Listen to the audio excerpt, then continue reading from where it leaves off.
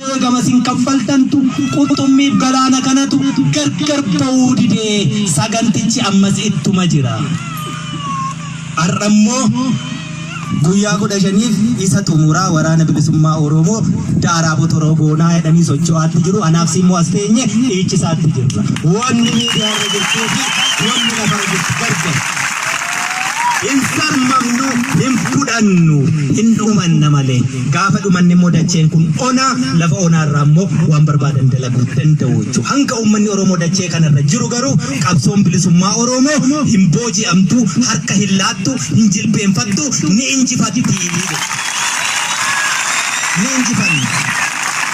Kaba siyaasa ilmaan Oromoo beekan Oromoo hedduun kaleessa goyyomfame jaarsummaa mala maaloo waraanni bilisummaa Oromoo har'a hanga qeensa xurii qeensa kiyyaa kana dhimma Oromoo irratti waa sharafamte jennaan hin fudhannu. Dhibba barbaanna dhibba argannaan immoo duubatti hin jennu jechuu. Kanaaf hanga bilisa sin baasnutti ani yookaan nan du'a yookaan ammoo bilisa si baasa kanuma. Injiru harka kennuu. Xiqqaa guddisaa Oromoon aadaan ishee kanaan beekamti. Kun yoo walitti dhufe gabrummaan nurran bultu.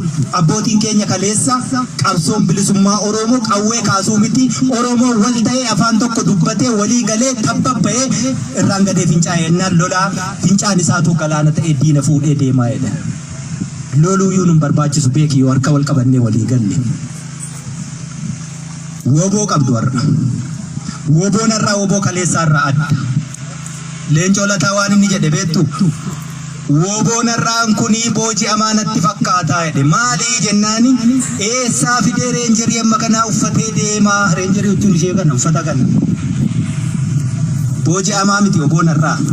Ummata galaana kana keessa dhaabbata dachee taadhii badhaatuu lalistuu kanarra jira. Sammuu ittiin itti fayyadamu qaba. Ummata kanatu natti uffise. Boojii amaa miti.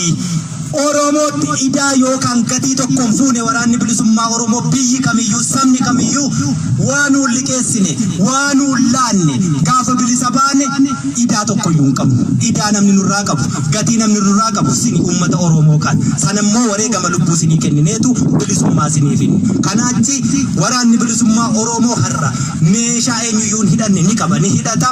Uffata eenyuyyuu hin qabnes ni dhuffa. Uffati sunis immoo warshaa mootummaatti oomishiisu. Sinigale achuma dhufaa jechuudha.